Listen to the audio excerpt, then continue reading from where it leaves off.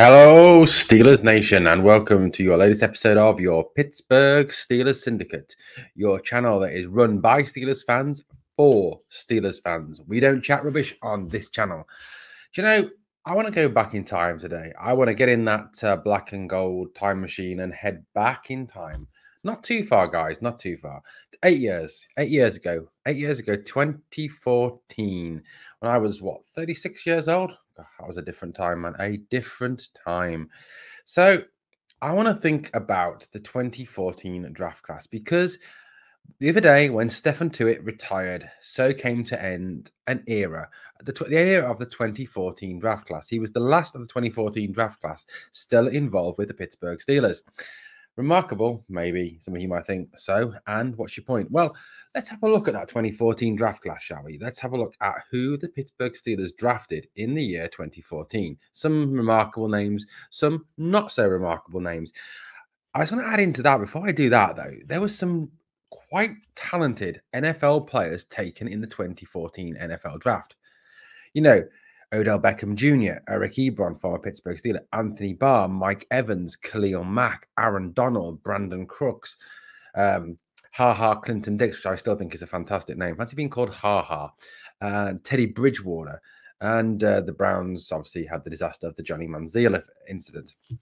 You know, even in the second and third round, there were some absolutely fantastic players taken that year. It was a quite remarkable year for NFL talent. Now, let's have a look at what the Pittsburgh Steelers did in 2014. So in 2014, in round one, they took Ryan Shazia. In round two, they took Stephon Tuitts. In round three, bit of a hiccup, taking Dre Archer. Round four, Martavius Bryant. Round five, Shaquille Richardson. Round five, again, Wesley Johnson. Round six, Jordan Zumwalt and Daniel Mccullough, the infamous Daniel Mccullough. And round seven, Rob Blanchflower. Now, not a particularly remarkable draft class, I hear you say, because there's pretty much some busts in there. But three absolute high-quality, high-standard Pittsburgh Steelers in Ryan Shazia, Stephon Tuitts, and, despite all his problems, Martavius Bryant. Now, obviously, Dre Archer was waived in 2015, not having much of an effect, pretty much a bust of a third-round pick. Shaquille Richardson was cut. Wesley Johnson was waived. You know, he never really played a lot, never really did very much at all. Zumwalt was placed on the IR, then he was waived. Daniel Mccullough actually played a few games, didn't he? Played quite a lot, but was never really accepted by the Pittsburgh Steelers.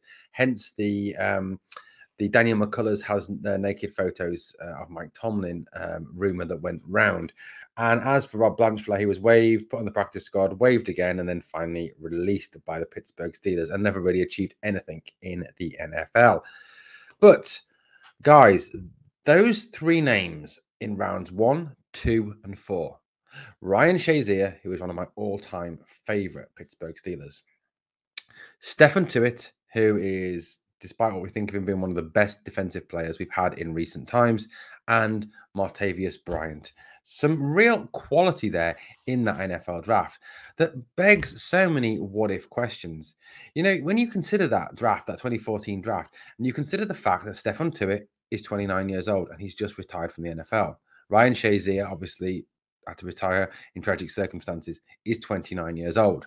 And Martavius Bryant is 30 years old. All three of them could quite easily still be playing for our Pittsburgh Steelers. But unfortunately, due to a variance of circumstances, they aren't. You know, let's take Martavius Bryant, for example. Here are Martavius Bryant's stats from his time in Pittsburgh. Obviously, the 2016 season, he missed the whole season due to the fact that he was suspended due to his substance abuse, something that dogged him throughout his career and really did hold him back from going on to be the wide receiver he was more than capable of being. You know, in that class, that even though, you know, the likes of Brandon Crooks and Mike Evans were taken, Martavius Bryant had the talent to be probably the best receiver in that class, but I think threw it away through that substance abuse. 2014, he played 10 games. He had 49 targets, 26 receptions, 549 yards, 8 touchdowns. He was even involved in the rushing game. 2015, again, he played in 11 games, started 5 of them. 92 targets, 50 receptions, 765 yards, averaging 15.3 yards per catch. You know, again, 6 touchdowns, and again involved in the rushing game. 2017 again, he had 603 yards, 3 touchdowns, and then obviously 2018 he went to Oakland, so let's not bother talking about that. Now, Martavius Bryant had great talent, wasn't he? He was a very talented wide receiver for the Pittsburgh Steelers. In his rookie year, he came into his own in week 7 against Houston. His first NFL reception was a 35-yard touchdown pass. His first career start was against the Ravens, where he had 3 receptions for 44 yards, but remarkably 2 touchdowns. And his average yards per catch of 21.1, as you can see there on the statistics grid, was the highest amongst NFL receivers.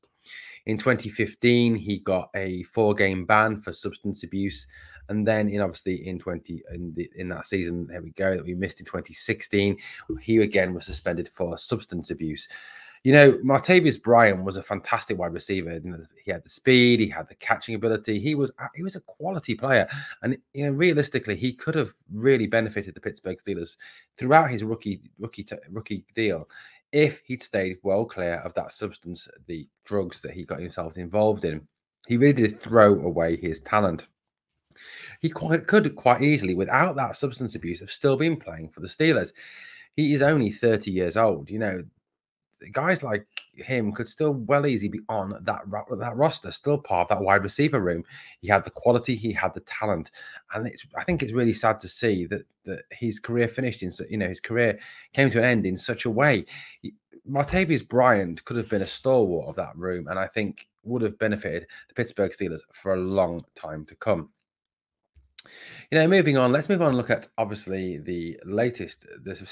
our second round pick, Stephon Tuitts. Now, Tuitts obviously has just retired.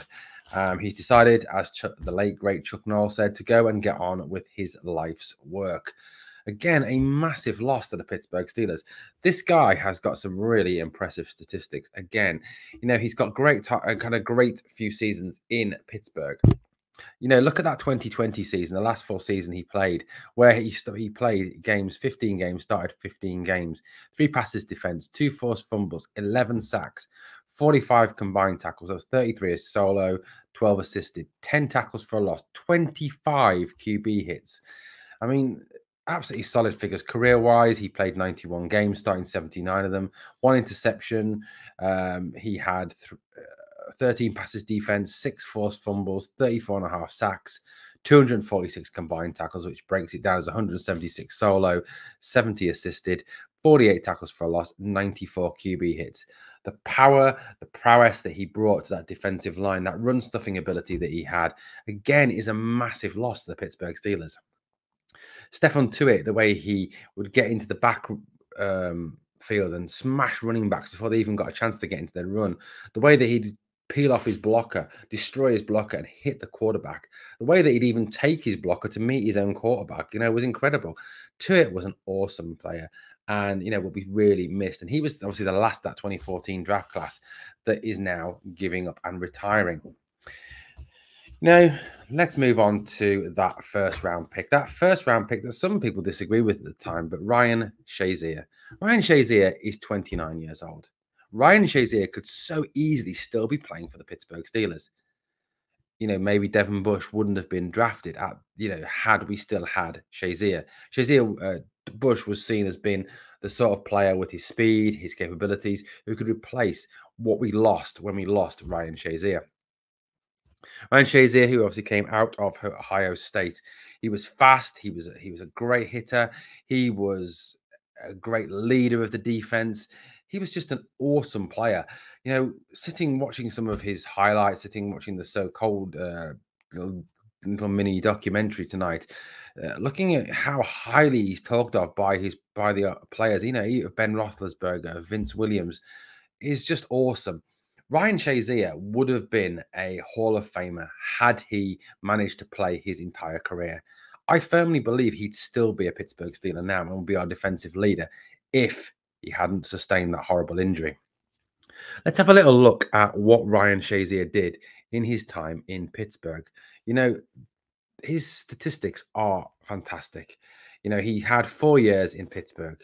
He played in 46 games. He started 41 of them, 7 interceptions. He had 25 passes defense, 7 forced fumbles, 7 sacks. 299 combined tackles, 202 solos, 97 tackles, assisted tackles, 24 tackles for a loss, 18 QB hits, two times out of his 4 years, a Pro Bowler. You know, in the playoffs, again, he played in 6 games, started 5 of them, 2 interceptions, 11 yards on those interceptions, 4 passes defense, 2 forced fumbles, 1 fumble recovery, 42 combined tackles, 32 and 10 that splits down. That's 3 tackles for loss, 3 QB hits. Shazia was awesome. I love Ryan Shazia. Shazia is one of my favorite Pittsburgh Steelers. My dog is even named Shadow Shazia. That's how much I love this guy.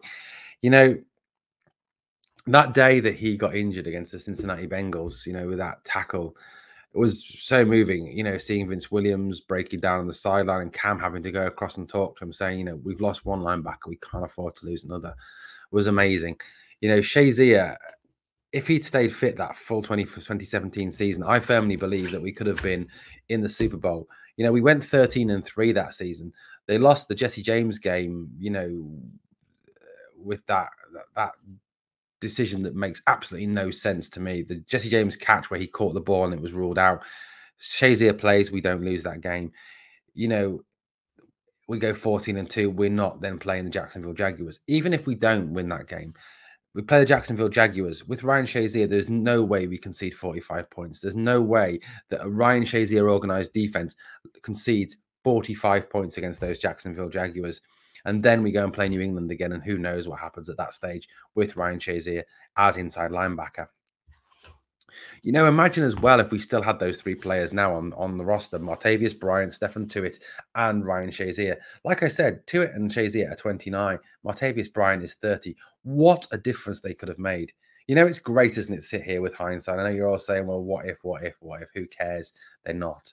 But I just wanted to reflect back on that. You know, this is the other end of an era. That 2014 draft class is gone now. You know, I'll talk about Ryan Chazy a bit more at a later date because he was awesome. He was an absolute superstar. And seeing him walk out the 2018 draft when he'd been told that he may never walk again was choking, wasn't it? You know, it moved me to tears. It really did. But that 2014 draft class was something special. And I think that had we still had the likes of Shazia, Tuitts, and Martavius Bryant as well, you know, I think there could have been a few more Super Bowls in the last few years. Given obviously we had the likes of Ben Roethlisberger and Cam Hayward and TJ Watt, I think there could have been a great deal more success for the Pittsburgh Steelers had that 2014 draft class, those 3 players in particular, Tuitts, Shazia, and Martavius Bryant, not had such unfortunate circumstances as they went through. Well, that's my reflections. You know, sometimes it's nice, isn't it, to look back, to go back in time, to think about what was and what could have been. So, guys, if you're still watching, hit that subscribe button. Come and join the Pittsburgh Steelers Syndicate, family.